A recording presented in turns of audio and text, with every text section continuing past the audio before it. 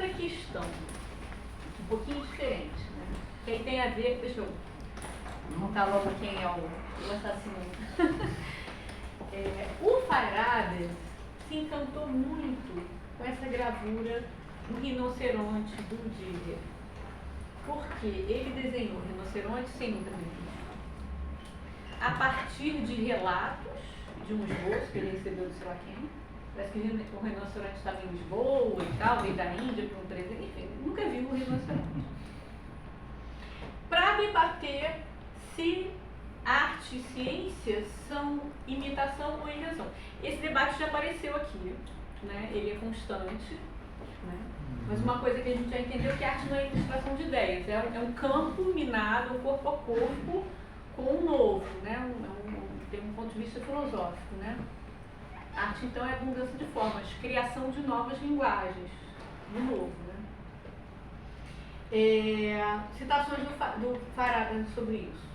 Descrever a realidade, as cores antinaturalistas das pedras preciosas medievais exerciam uma função anagógica na Idade Média, né? Então, o amarelo não é o girassol, né?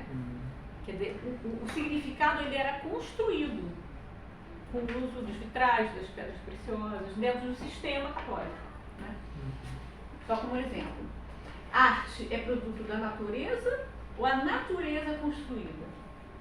Tanto cientistas como artistas aprendem criando artefatos, né? Então tem uma aleatoriedade nesses sistemas, né?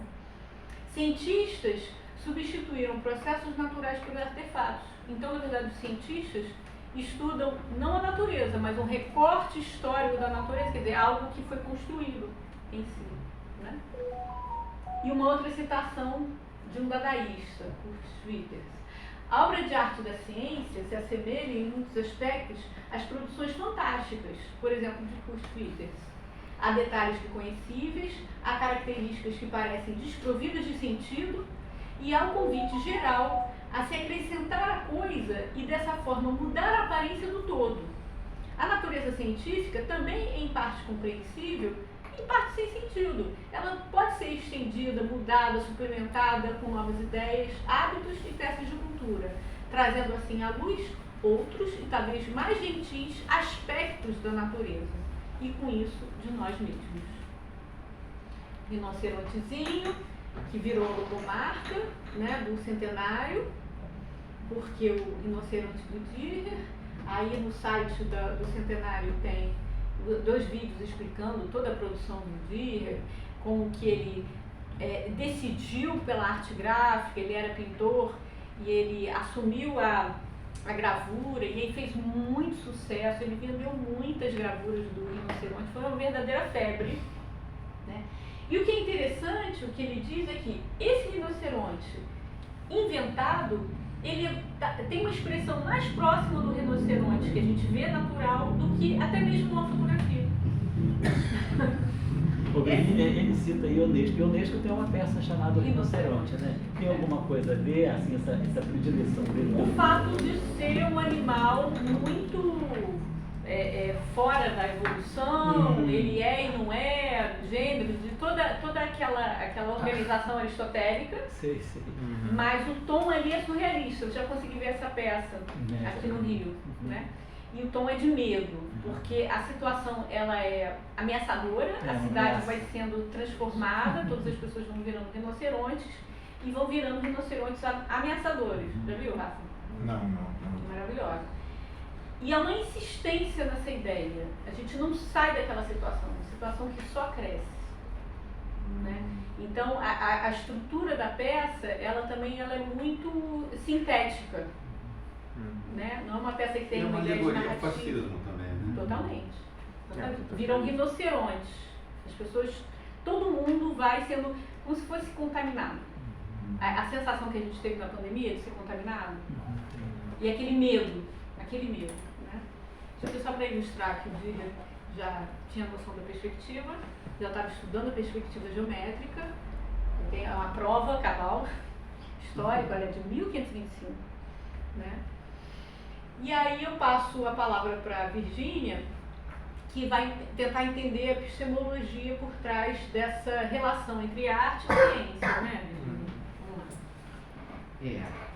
Bom, essa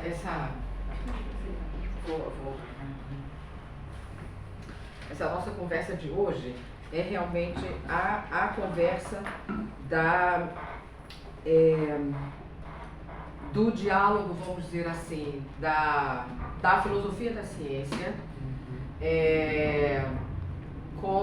e da história da ciência com uma perspectiva da filosofia da arte, da história da arte e da arte propriamente dita com a ciência também. Então nós estamos todos aqui hoje em diálogo e percebendo, acho que muitas semelhanças quando, em geral, a gente olha para a arte, entre arte e ciência, a gente pensa mais na delimitação das diferenças do que nas semelhanças. O cientista e o artista não são exatamente o mesmo perfil de pessoa e nem eles fazem a mesma coisa, fazem coisas distintas. Na nossa percepção social, senso comum, o cientista não é o artista não é o cientista. As reuniões entre os artistas são de uma forma, as reuniões entre os cientistas são, eles podem ser amigos, mas quando eles vão ao seu trabalho, eles são diferentes. E aqui nós estamos meio que desconstruindo essa diferença e encontrando quantas coisas parecidas os artistas e os cientistas têm.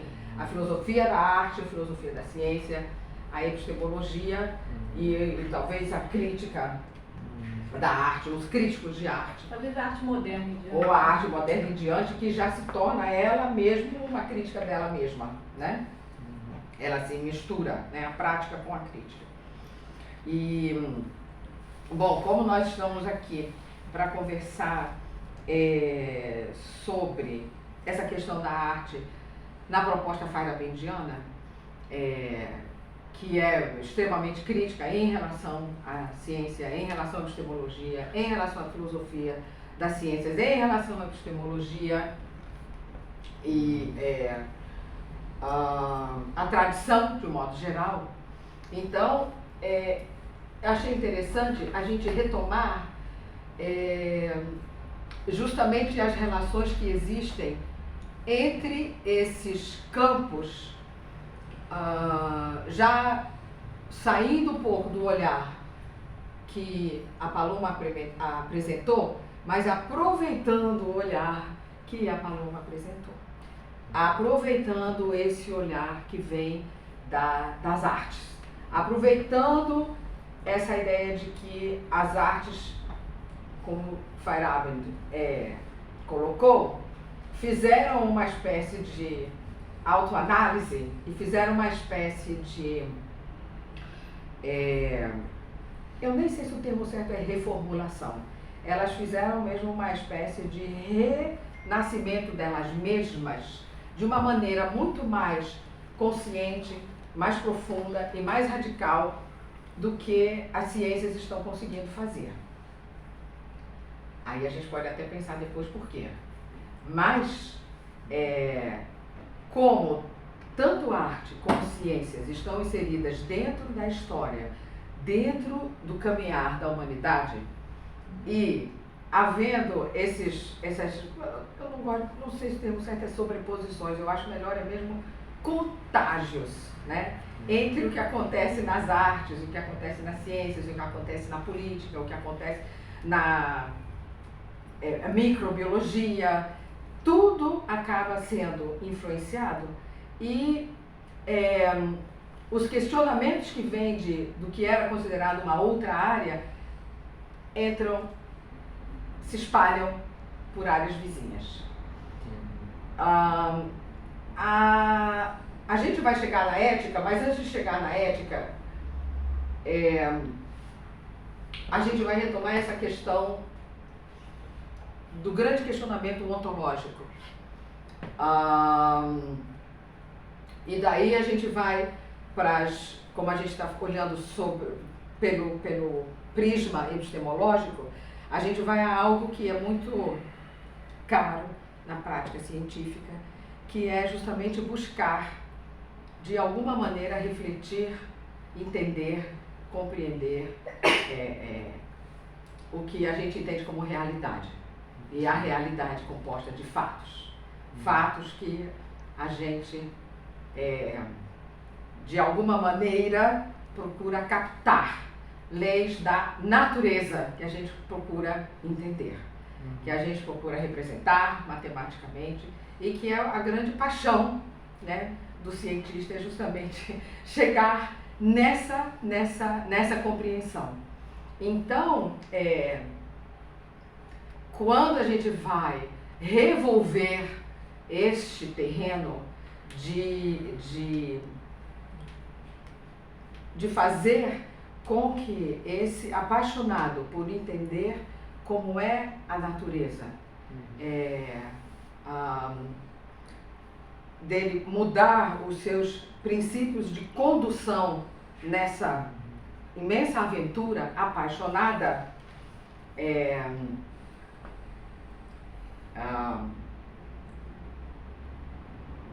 o Feyerabend escolheu o caminho do choque. Ele escolheu o caminho de eu não vou com cuidado com eles, não. Eu vou sacudir lá nas bases e eu quero que caia o edifício. Ele decidiu por uma forma expressiva, dramática, né? Expressiva. A forma é conteúdo, né? Exato. Ele achou assim, eu não vou conseguir. E mesmo assim, depois ele chega à conclusão que ele não conseguiu. Mas isso eu não vou fazer porque isso é spoiler. No final é spoiler da apresentação de hoje. Mas o que é spoiler, eu não vou falar. Então, enfim, a gente começa, né, com esse aspecto ontológico, que é justamente o que é mesmo que nós, cientistas, estamos investigando. O que é que nós estamos investigando? É o quê? É o que a gente cria no laboratório, que é essa citação aí. São fatos. O que são esses fatos? Né? E daí, quando a gente vai entrar no Feyerabend, que foi investigar a história das ciências, e ele se concentrou muito em Galileu, porque foi um momento de grande turbilínio intelectual. Estamos falando de Renascimento, né? Já falamos de Renascimento. Mas ele foi nessa história, e vale a pena a gente ler o livro do Feyerabend, somente para a gente rever a história do Renascimento, que não é como a gente aprende normalmente, porque ele vai extirpando detalhes que em geral são passados por cima e são normalizados, né? Aliás, normalização é uma coisa que tem que se fazer em ciência às vezes, né? Então, quando ele diz, ela também contém ideias, interpretações, problemas criados por interpretações conflitantes, enganos, e assim por diante. Quando você estuda e vai observando como as diferentes teorias, os diferentes paradigmas, os diferentes sistemas de mundo são compostos, quando você sai, né, daquilo que o Paloma estava dizendo, é muito difícil você observar um sistema se você está dentro dele, porque você nem tem consciência de que você está dentro dele. Então, sair daquele sistema para olhar de fora. Aí você começa a ver que não existem os tais fatos puros, e que, de certa forma, eles estão sendo previamente vistos e determinados. São essencialmente ideacionais. Então, esse processo de construção de relação dos fatos com as teorias, chamando Dirac, né, que ele primeiro vai desenvolvendo uma descrição ou uma representação matemática para depois buscar algo que ele já estava mais ou menos esperando. Mas será que por isso é falso, porque ele estava esperando? Não, ele é observado, sim, no laboratório. Depois a gente consegue observar, não é que seja falso que esteja errado.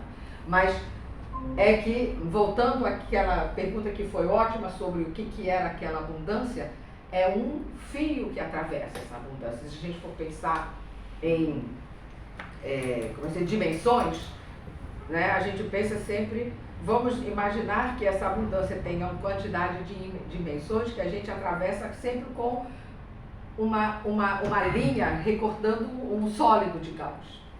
Né, uma dimensão menor do que a dimensão do que realmente há. nessa abundância. E é com isto que eu vejo que o Feyerabend está buscando, já em 1975, abrir para essa ideia de abundância que só foi acontecer no livro A Conquista da Abundância, publicado após o falecimento dele. Ele já estava aí se abrindo para essa pluralidade ontológica.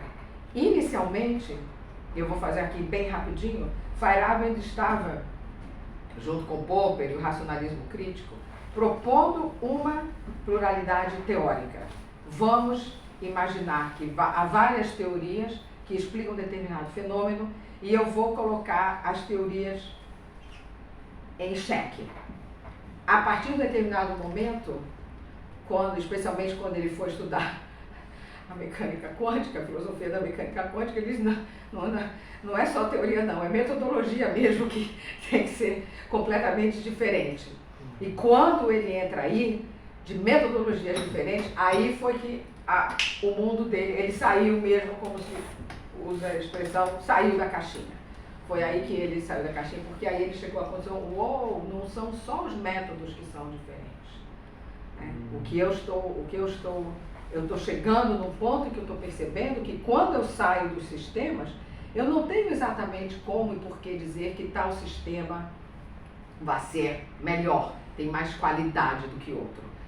Não é muito fácil fazer essa seleção. E é aí e daí vem uma pergunta ainda mais complicada. Como é, afinal, esse nível ontológico? Esse nível ontológico é aquele que existe, pré-existe e vai se revelando somente em relação a essas linhas que o atravessam? Ou será que ele se forma à medida que as linhas vão avançando? Então essa que é uma questão interessante, se a ontologia é plástica ou se a ontologia pré-existe e nós a olhamos de formas diferentes. O Feyerabend foi muito classificado dentro da epistemologia como um relativista. O relativismo diz que existe essa coisa, né, essa abundância, e cada um olha para a abundância de uma forma.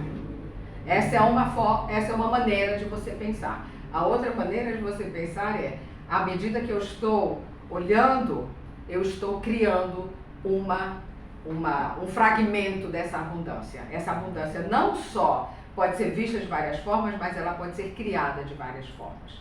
E esta é que é a pergunta filosófica mais profunda que todo esse caminho de pluralismo, a que todo esse caminho de pluralismo chega, do teórico, para o metodológico, para o ontológico.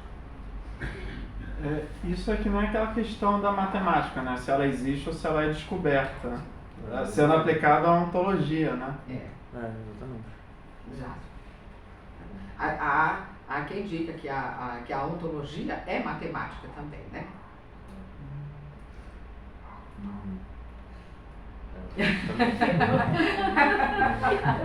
Não precisa ter equação para ser matemática. Não é? Há quem diga, né? Que é a expressão da ontologia, que a matemática é a linguagem pela qual a ontologia se expressa. Então, a matemática sendo criativa, a ontologia também é. Aqui, então, descendo do ontológico para o epistemológico, estou subindo, ou enfim, se deslocando, né? Algo que estava muito presente nesse processo da arte, que foi a questão de tornar-se mais consciente de que linguagem a gente está usando, né? A questão da criação de conceitos novos, e aqui é bem interessante. Cada palavra é um centro de inúmeras linhas que a conectam com outras palavras. Quando eu fiz a minha pesquisa de doutorado, eu fui buscar, era um programa interdisciplinar na UFRJ, então eu fui buscar diferentes disciplinas para conversar com epistemologia. E uma delas foi a psicologia cognitiva. Como é que você define conceito, né? E é interessante como essa ideia de que conceitos, obviamente, não são isolados e que eles estão interligados, às vezes em linhas, em redes, em tabelas, cada um escolhe a sua maneira de representar essa interligação. Agora, a questão é que está tudo interconectado, né? E daí entram outras coisas, raciocínios, gestos, trouxe corpo, gesto, né? O som do absurdo, né? Mas que algo vai se tornar razoável uma vez que as conexões forem realizadas. Ele aí está chamando a atenção para a gente como nós podemos ser educados, doutrinados, treinados a determinadas linguagens. Como a gente pode mudar a nossa gestalt cognitiva em relação ao que para nós parece absurdo e o que depois passa a ser internalizado, né? Então, isso tudo são questões que atravessam, né, não só a epistemologia, mas vão para todas essas outras áreas de saber, que estão divididas, mas que elas estão divididas um pouco pro forma, porque se a gente for pensar, elas estão todas bem conectadas. Aí vemos um ponto do pluralismo, e aqui eu coloquei essa citação porque o Feyerabend ainda descreve muito a ciência no singular. Ainda existe muito a ciência nos ambientes acadêmicos, mas já existem lugares em que só se fala as ciências no plural. As ciências no plural, eu tenho as áreas, as ciências humanas, as ciências biológicas, as ciências exatas, né? Então elas já estão agrupadinhas, mas mesmo dentro das ciências biológicas a gente já vê tremendas diferenças. Dentro das ciências exatas também. Então o químico, o físico, o matemático não usam os mesmos modelos, os mesmos métodos para as suas pesquisas. O que o Feyerabend está querendo chamar a atenção aqui? Ele está dizendo, expressões como psicologia, antropologia, história da ciência. Ele está chamando a atenção que são expressões que nós inventamos, que nós criamos para agrupar determinadas reflexões. Física também, história da ciência. Não se referem a fatos e leis, mas a certos métodos para a montagem de fatos, incluindo certas formas de conectar observação, teoria e hipóteses. Então ele está falando do caráter construtivo do conhecimento, né? Aí ele fala da atividade denominada ciência e suas várias subdivisões. Estamos falando das ciências. As observações não significam que essa pesquisa das ciências é arbitrária e sem orientação. Então, mais uma vez, ele está chamando a atenção que não é que ele esteja dizendo que é tudo uma loucura, né? Mas que esses padrões surgem do processo de pesquisa e não que eles sejam revelados e impostos, que eles sejam abstratos e racionais. Então aí a gente entra naquela pimentinha que eu coloquei da distinção entre contexto de descoberta e contexto de justificação. O contexto de justificação, supostamente, seria composto a partir de regras de justificação racionais e abstratas. Só que Feyerabend chama atenção. Elas, até a gente pode chamar de racionais e abstratas, mas elas ocorrem mesmo do próprio processo de pesquisa. Eu lembrei aqui, agora que eu esqueci de botar aí, mas enfim, tem uma menção muito interessante do segundo Wittgenstein. O Wittgenstein, depois que ele disse que sobre aquilo que não se pode falar se deve calar, é o Wittgenstein que diz que, como a gente não pode falar da coisa em si, da coisa mesma, essa tal que a gente procura entender, que a gente não sabe se a gente está criando, se a gente só está vendo por um viés, parará, o melhor é calar. Depois, no livro, ele escreveu um livro sobre a certeza, que é muito interessante. Esse livro é o segundo Wittgenstein, em que ele sai de uma tradição lógica e entra numa tradição que é quase literária. E nessa tradição mais literária, ele diz que as regras metodológicas e o fazer científico são como um rio e o seu leito. O rio corre dentro do leito, mas ele ao mesmo tempo modifica o seu leito. Então não existe como você dizer que rio e leito estejam um se impondo sobre o outro. É uma relação e eles vão juntos. Mas não é que o leito determina o rio e nem que o rio determina o leito. Então é uma relação processual, né? Que é o que eu acredito que... Eu não sei se a gente pode acreditar o que os outros pensam, né? Mas a gente conversa e me parece, quando a gente troca ideias, que há já uma consciência mais ou menos presente de que não existem essas tais regras abstratas sobre a racionalidade, para as pessoas que efetivamente refletem sobre a sua produção, sobre a sua realização, no ambiente acadêmico, pelo menos aquele que a gente acaba tendo acesso. Essa percepção não é uma coisa assim do outro mundo mais. A Paloma não, né? Você num determinado momento disse alguma coisa assim, todos nós temos a percepção que há um momento de eureka, não é? E o momento da eureka não está dentro do abstrato, né? É uma coisa que você experiencia. Então, quando o Feyerabend ficou... O Feyerabend, claro, estava sendo agressivo, né? Com a forma dele sacudir esse mundo que estava constituído, com base nessa ideia do... Você podia ser mais racionalista, mais empirista, mas você pensava que existia um método, havia todo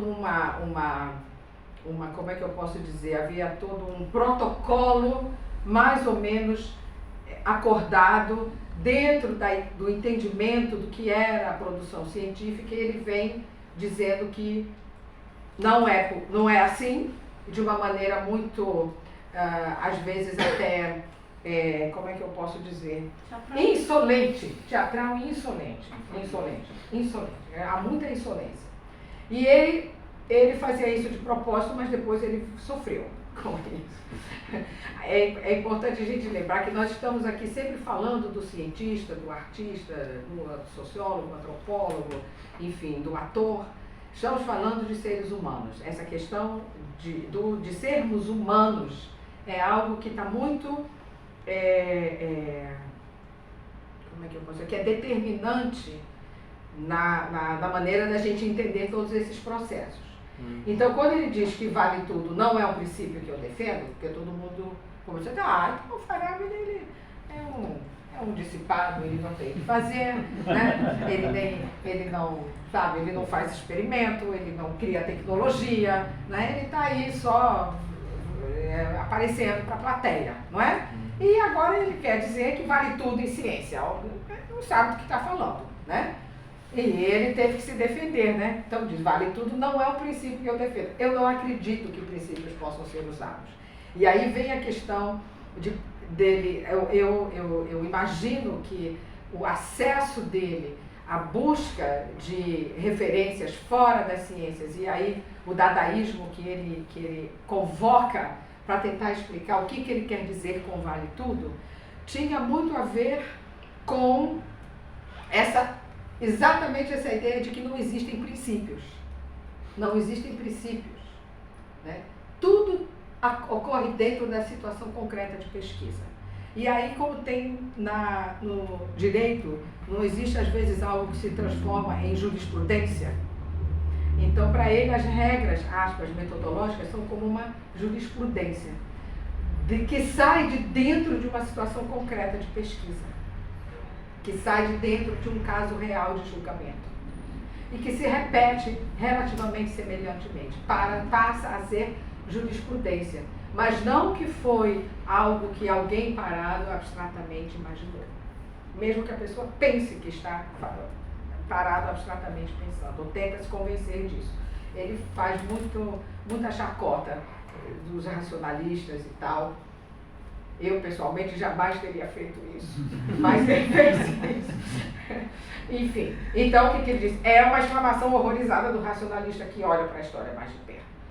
Né? Ele busca a regra. E aí vem também outra coisa, que ele trabalha com essa,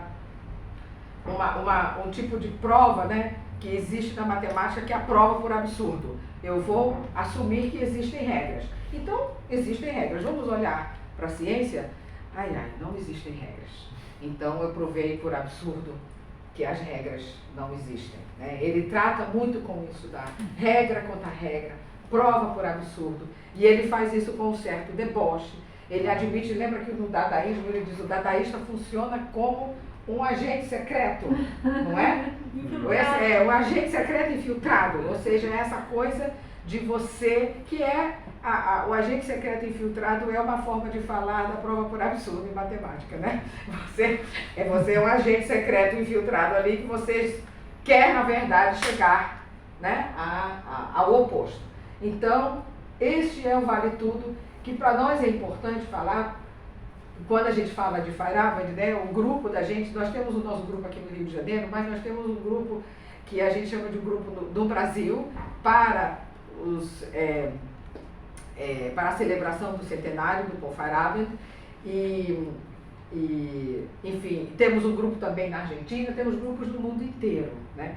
E eles sempre, numa reunião, eles disseram, nós precisamos muito falar de Feyerabend, porque a gente precisa passar do ponto em que a gente tem a necessidade de explicar que o vale tudo não é bagunça, né? O anarquismo. Não é, exato. E o que é o anarquismo a partir desse vale tudo, né?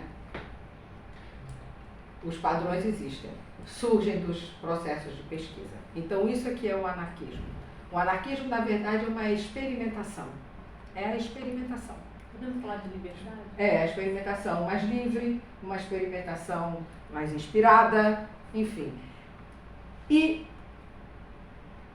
aqui é que é uma coisa interessante, porque volta, né, nas artes, que tem tanto a dizer, né, para nós do lado da epistemologia, do lado da filosofia da ciência mesma. A difícil relação forma-conteúdo. Eu vou começar pelo final. Ele tentou explicar as suas próprias ideias, não de uma maneira simples, ele Feyerabend, não numa história, mas por meio de um relato sistemático. Porque ele escreveu livros. Ele escreveu respostas aos críticos, ele escreveu artigos. E ele chegou à conclusão que ele, ao final, não estava fazendo justamente aquilo contra o que ele estava advogando. Porque no nosso primeiro encontro, lembra o diálogo dele com o Imre Lakatos, dizendo que a melhor forma de você trocar ideias é efetivamente num diálogo e não num texto? Né? Eu não sei, eu não podia ter colocado aqui de novo, mas logo no finalzinho do nosso primeiro encontro, tem justamente essa troca de conversas entre ele, Feyerabend e Imre Lakatos, para escrever contra e a favor do método. E eles resolvem escrever em forma de diálogo. E ele diz, por que a gente vai escrever em forma de diálogo? Porque uma troca de ideias se dá justamente nessa forma do intercâmbio, do jogo livre. Ou da confrontação, né? E que pode ser uma confrontação. Era uma confrontação. O Lakatos era um racionalista. O Lakatos justamente achava que era possível fazer a reconstrução da história da ciência com bases racionais. O Lakatos admitia, pode haver um momento da inspiração, mas é sim sempre possível fazer essa reconstrução. E era sobre isso que eles iam se confrontar. Mas num diálogo, e não numa exposição. E ele perdeu o Lakatos, porque o Lakatos, infelizmente, foi para o outro plano, não é? E daí ele começou a explicar as suas próprias ideias, mas não numa história, por meio de um relato sistemático. Escreveu um livro contra o método. O que aconteceu? Um dos motivos pelos quais escrevi foi para libertar as pessoas da tirania de ofuscadores filosóficos. Quer dizer, todos todos os filósofos da ciência ele estava chamando de ofuscadores filosóficos, né? E conceitos abstratos tais como verdade, realidade, objetividade, que estreitam as visões das pessoas e as formas de ser no mundo. Formulando o que pensei serem minha própria atitude e convicções, eu infelizmente acabei por introduzir conceitos de similar rigidez. Democracia, tradição ou verdade relativa. Então, agora que eu estou consciente disso, eu fico imaginando como pode ter acontecido. Então, o que ele está querendo dizer, e no final do poder de um relato sistemático, o que ele está dizendo é que a forma altera o conteúdo. É isso que ele está dizendo. A forma altera o conteúdo. O Feyerabend poderia ser anarquista conversando num boteco, né? E aí ele poderia passar a mensagem dele da forma como ele queria passar, conversando. O que a gente vê assim na lição, eu retorno, desculpa se eu retorno sempre ao Dirac, mas é porque ele é um símbolo assim, num certo sentido, um transgressor, né? No sentido que Feyerabend dizia. E nesse sentido, né, a forma, ela, na verdade, transcende o conteúdo, né? Porque você vai querer dar forma a alguma coisa que tem um conteúdo, e a forma que você dá te permite mostrar que aquele conteúdo é muito mais amplo e impensado em relação ao que você tinha pré-concebido. Quer dizer, você vai criar um conteúdo para descrever o elétron em todas as suas nuances, e o que você acaba descobrindo é a antimatéria. Então, mas aí é quando a sua forma é libertadora. Isso, a forma é libertadora. E a libertação... Aqui, a forma para o Feyerabend do relato sistemático não foi libertadora, foi o contrário. O Feyerabend, ele está dizendo aqui, quando ele escreveu o texto dele, os livros dele, ele acabou ficando aprisionado. Certo, entendi. Ele está dizendo que ele começou a fazer, tem um ditado que diz que se a gente encara o outro como nosso inimigo, a gente se torna como ele. Não é? A gente não pode declarar um inimigo, né? Um opositor, alguém com quem você dialoga, mas quando você entra no terreno da inimizade, você se transforma nele, né? Então, o que ele está dizendo é que como ele quis sistematicamente minar, né, essa forma de olhar para as ciências, ou a ciência, ele acabou se tornando um outro do mesmo, só que do outro lado. Desculpa interromper, Não, mas isso é pra gente mesmo. Claro. Isso que eu estou insistindo nas reuniões do ET Brasil, isso aqui, é a gente não manter a forma do evento acadêmico. Para a gente não cair na própria arapuca. Entendi. Porque ele está falando aí. Entendeu? Deixa eu ver. Deixa eu ver isso aqui. Porque a sensação que você me deu, que um cientista está elaborando uma fórmula, e ela acaba sendo maior do que ele pretendia, é a mesma sensação que o artista tem quando cria uma obra e ao receber o retorno, o feedback do público, ela tem uma vida livre, é um ser livre, como um filho, ele cria as próprias pernas e anda sozinho, cria seus próprios significados. Porque você está operando no registro do não saber, da descoberta. Não, perfeito, é isso mesmo. Que é a questão da matemática e da ontologia plástica da matemática, né? Exatamente. A criação de mundos. Bom, para sair desse não lugar onde ele acabou se situando, né? Ele se arrependeu, tem vários trechos que falam dele arrependido de ter escrito contra o método. Na autobiografia dele, ele diz isso várias vezes, que ficou deprimido, que se recolheu, que ele não conseguia mais conviver com as críticas. As pessoas também entendiam mal o que ele estava escrevendo, não compreendiam essa brincadeira de que ele estava, na verdade, fazendo uma prova por absurdo, enfim. E ele também foi meio ofensivo, né? Sejamos, né, também concedamos isso. Mas era de uma forma meio lúdica, meio brincalhona. Então, ele ficou realmente mal depois de escrever o primeiro Contra o Método. Houve uma edição em 1975 e ele escreveu depois A Ciência numa Sociedade Livre foi uma espécie também de resposta a críticas contra o método, A Ciência numa Sociedade Livre. Ele acabou fazendo uma segunda edição do Contra o Método, que acho que foi na década de 80, acho que é 88, se eu não me engano, e a terceira edição foi já em 93. A viúva do Paul Feyerabend, da Grazia, diz que muitas pessoas escrevem o mesmo livro trocando o título. E ela diz, o Feyerabend foi o contrário, ele escreveu 3 livros diferentes e manteve o mesmo título. Ou seja, quem lê o primeiro Contra o Método, o segundo e o terceiro são livros diferentes, né? E, bom, em função dessas respostas, da má compreensão e do desgaste que ele sofreu. Agora, a saída do Feyerabend, já no primeiro Contra o Método, era a questão ética. A questão ética que era a base por onde ele se sentia que ele podia se salvar, né? Bom, aqui ela ainda está falando de ser não realista e ser perniciosa. É justo ele que não fala de fatos, mas está falando de ser não realista, né? É não realista porque adota uma visão muito simples dos talentos do homem e das circunstâncias, que encorajam ou causam, né, o desenvolvimento e tal, a criatividade. E é perniciosa porque impõe regras. E ele vai falando aí de alguma coisa que tem a ver com o que você comentou, Rafael, da questão do mercado. Sim. Ele fala aí, ó, qualificação profissional. Qualificação profissional é mercado, às custas da nossa humanidade. Então, tanto o Feyerabend quanto o Kuhn, o Thomas Kuhn, eles introduzem, peraí que eu vou ter que tossir, desculpem, eles introduzem algo que é olhar para a comunidade científica como uma comunidade que precisa ser estudada psicologicamente, antropologicamente, sociologicamente.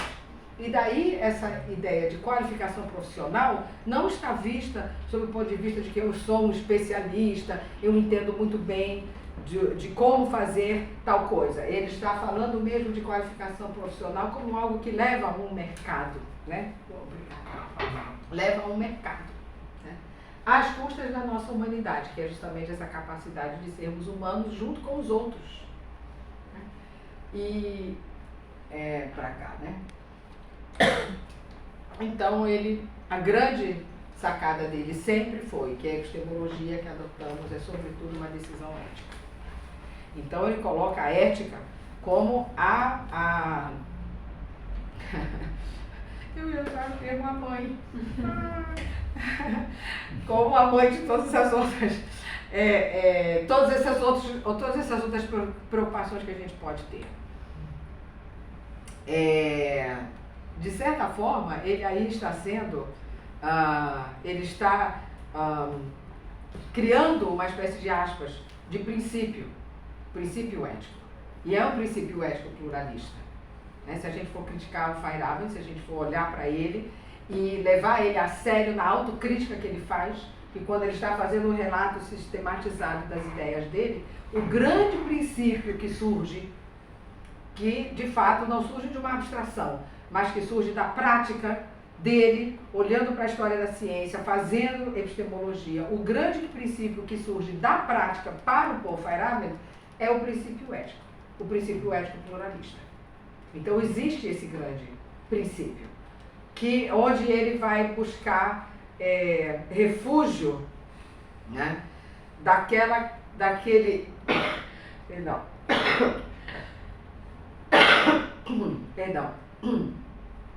problema dele ter se tornado tão duro na hora de argumentar e na hora de contra-argumentar contra os seus críticos.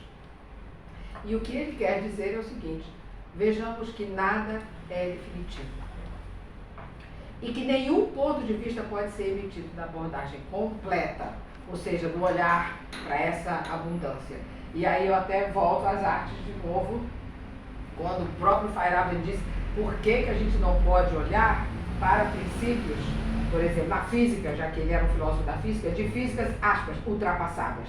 Como os artistas também, você disse que às vezes optam por métodos ou temas, né, historicamente ultrapassados. Né? Por que não? Por que não? Eu não sei, né? ele Feyerabend, o que ele quer dizer é que há até, de uma certa forma, uma atemporalidade que resvala na questão da ausência de uma linha de progresso. A gente não está indo em direção a uma visão melhor. Nós temos várias cosmovisões e nós podemos e devemos conhecer e explorar todas elas dentro da nossa prática, dentro do nosso fazer, dentro da nossa pesquisa. Me lembrei do chat GPT, não pude deixar, desculpa a piada, mas não pude deixar, porque acho que pra gente essas coisas todas são interessantes se a gente traz para o que a gente está vivendo hoje em dia, né? A chat GPT é uma outra conversa. A tarefa do cientista não é mais a busca pela verdade, ovação a Deus, sistematização de observações ou melhoria de previsões, né? Que são valores, como é que eu posso dizer, intrínsecos à tradição científica, né? São valores intrínsecos à tradição científica. E ele está dizendo que não devem ser, ou que não são mais, diante do que se apresenta pela nossa caminhada como humanidade. Não é porque a gente quer ou não quer. É uma conclusão tirada daquilo que a gente observa que acontece nesse caminhar da humanidade. E aí, a nossa decisão ética é justamente por não excluir ninguém. O conhecimento, então, ao invés de ser uma progressão, ele é como se fosse o conhecimento em si é abundante. A abundância não é só ontológica, ela é também epistemológica, porque na verdade é péssimo usar, né? Mas a gente pode pensar que o que existe não é uma epistemologia de um lado e a ontologia do outro. São epistemontologias, porque as epistemologias elas acabam gerando ontologias e vice-versa. Então aqui ele propõe que o conhecimento compreendido dessa forma não é a tal série de teorias consistentes que vão convergindo em relação ao ponto de vista total e ideal. Não é a tal aproximação à verdade. É um oceano de alternativas, incompatíveis e incomensuráveis. A questão da incomensurabilidade, para ele, tecnicamente, era muito importante, porque uma das estratégias para a reconstrução racional da história da ciência ou das ciências era justamente que as teorias que prevalecem, elas explicam todos os fenômenos que as teorias anteriores explicavam. Havia uma cumulatividade explicativa, ou no conteúdo explicativo, ou às vezes chamado de conteúdo de verdade das teorias que sucediam às teorias anteriores.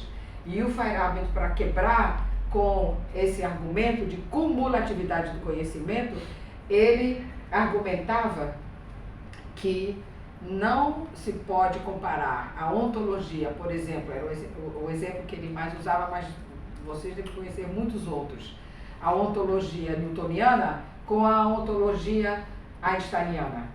Não dá para você dizer que é a mesma massa. A conta pode ser a mesma, mas o ente não é mais o mesmo.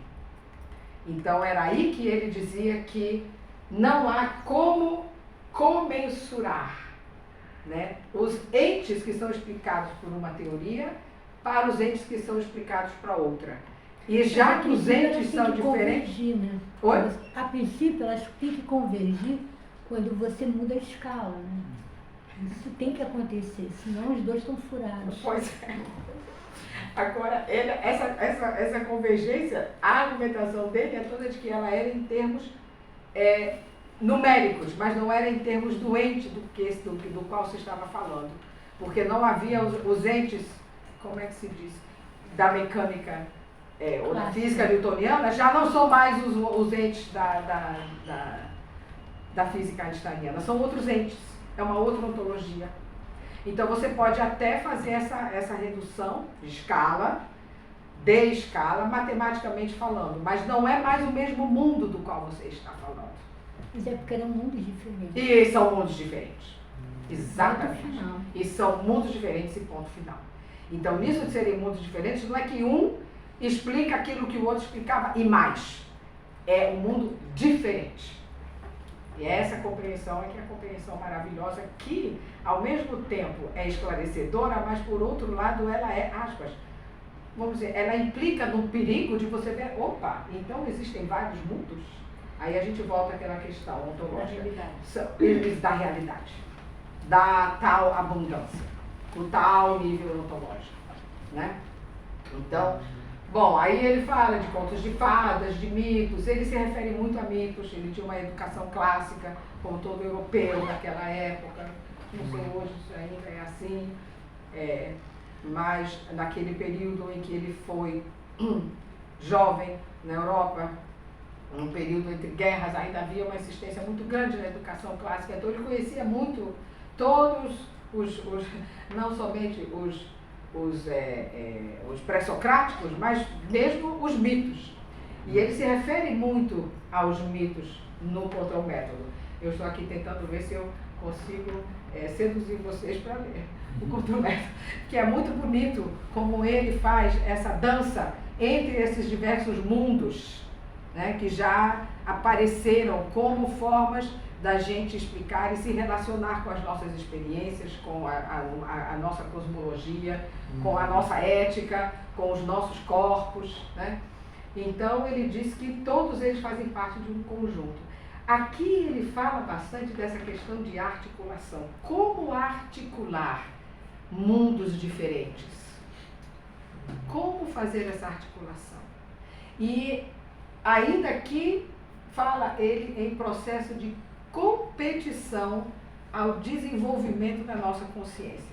Esse processo de competição ainda está atrelado à ideia darwinista, da seleção por competição, né? Então, é um elemento que alguns epistemólogos não aprovam que se transfira princípios ou regras ou leis do nível teórico para o nível epistemológico. Teorias não competem entre si. Suponhamos que nós, os seres vivos, competamos entre uns com os outros pelos, como é que se diz? Pelo aquilo que o meio ambiente nos dá, o que o Darwin dizia, pelos recursos, né? Suponhamos isso. Muitos epistemólogos dizem que explicações teóricas não servem para o metanível.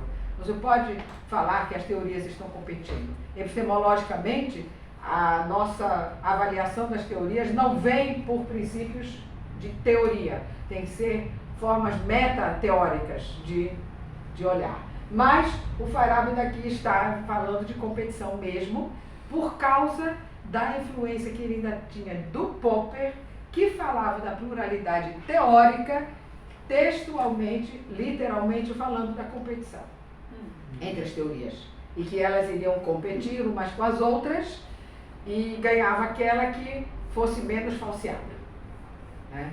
Então aqui ainda tem isso, mas acho que a palavra articulação e a expressão desenvolvimento da nossa consciência prevalecem a essa questão da competição. E esse desenvolvimento da nossa consciência que veio também bater maravilhosamente bem com o processo nas artes. O que dá, digamos assim, uma, aspas, qualidade é a consciência do processo. A coerência. E, infelizmente, também o mercado. Não, o mercado, na verdade, ele é muito volátil. Ele dá uma validação momentânea. E essa competição seria um olhar do longo prazo, da longa duração. É como se, assim, de uma maneira muito rasa, os péssimos artistas tivessem validade mais rápida, que eles vão ser depois esquecidos. Sempre aconteceu isso. E os grandes artistas vão ficar. Então, essa validação, se tem alguma qualidade, vai se dar pelo tempo. E o ambiente acadêmico faz isso, né? Você vai citando e as teorias frágeis elas vão morrendo, elas vão deixando de ser citadas e consideradas. Mas não por uma pessoa logo que a obra nasce. Impossível, porque você ainda está imerso no contexto. Então é fundamental o tempo. O tempo e o volume de considerações. Né? É a alma da citação, não é isso? E eu acredito então que a gente pode encerrar já o nosso encontro de hoje, vendo o quanto as artes e as ciências, a filosofia da arte, a filosofia da ciência, a epistemologia, crítica de arte. Convido Paloma para...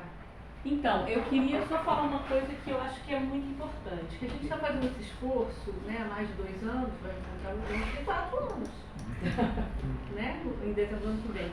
Porque o que mais encanta a gente é a questão ética, ou seja, política. Então foi fundamental o Geraldo falar e nomear que o rinoceronte do Ionesco, não o nosso por fim, ele é um fascismo, né?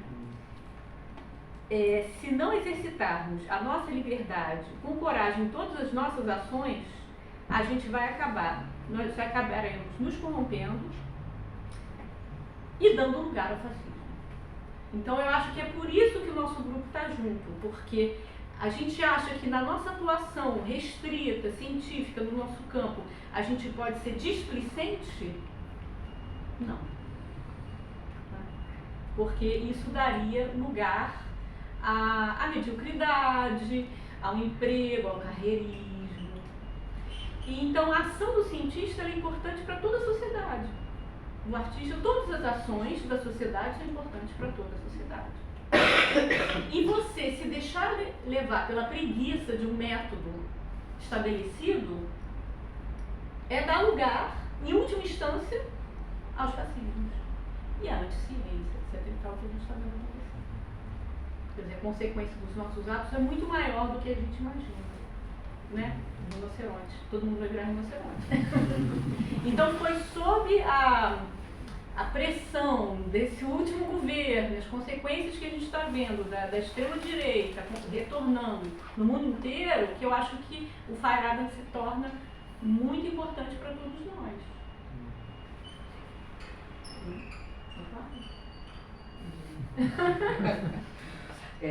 Essa questão política é sempre uma questão delicada, né? Mas ela permeia tudo que o Feyerabend está falando. Eu lembro, eu estava uma vez meu Deus, não era um congresso propriamente, mas era um grande encontro,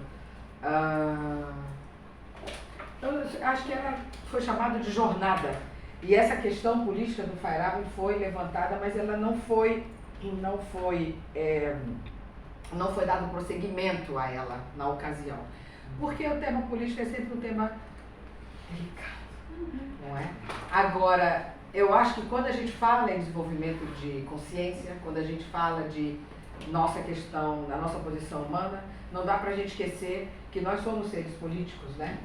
Não políticos partidários, mas políticos no sentido aristotélico. E é claro que o pluralismo, o respeito à diversidade, o respeito a várias formas de olhar o mundo, é um tema atualmente bastante pungente e não podemos deixar de fazer essa relação. O centenário propriamente, eu até o momento não tenho observado esse viés de forma explícita, mas implicitamente está muito presente. Eu vejo no muito drama, presente. na força expressiva dele, ele é tão violento, porque de fundo é o desespero do caminho do imperialismo desse conhecimento. Imaginem, estavam aqui nossas populações originárias vivendo muito bem com o seu sistema e vem o conquistador português e destrói. É disso que se trata, dos imperialismos, não é? No fundo. Então você permitir a sobrevivência de outras formas de vida é uma atitude ética e urgente. Atualmente urgente. Sempre foi urgente, né? Mas agora está assim, muito pungente, acho que até pela quantidade de pessoas no planeta, globalização. contaminação do meio ambiente. Uma ideologia predominante de um centro de poder eurocêntrico, ocidental, sobre o mundo inteiro, com uma força do capitalismo, né, com seus valores né, do capital, basicamente. Isso é o que eu acredito. Que nos une. Agora a questão toda é como fazer diferente. E educação também Como é base fazer disso. diferente, como fazer diferente, Respeitar como fazer as diferente, pluralismos. como fazer diferente, como fazer diferente. Porque acho que, já que estamos entrando nessa seara, já foi identificado por muitos que dessa forma não está bem, mas como fazer diferente? Como fazer diferente? E, para o nosso próximo encontro, semana que vem, nós vamos falar sobre isso. A gente vai Porque jogar- aí, chutar o balde. existe um CD com umas conversas que o Feyerabend gravou para a esposa dele no período em que eles estavam separados, não porque não se amassem mais ou porque estivessem dando um tempo na relação, mas por motivos de trabalho, cada um estava num país diferente. E aí foi formado um CD, tecnologia antiga, que tem o nome Paulinus Tapes. Nós temos esse CD, é longo, não vamos apresentar o CD aqui, mas nós temos uma resenha muito interessante sobre os Paulinus Tapes, que toca nesse viés que é político no sentido aristotélico, né? Da humanidade e da proposta feyerabendiana, da alma feyerabendiana, digamos assim. Então, isso é para a mesa redonda da semana que vem. Contextualizando, Feyerabend viveu a Segunda Guerra. Mas é isso. Ele nunca esqueceu. Não, Né? é inesquecível para quem Deixa eu ir embora. está na hora, né?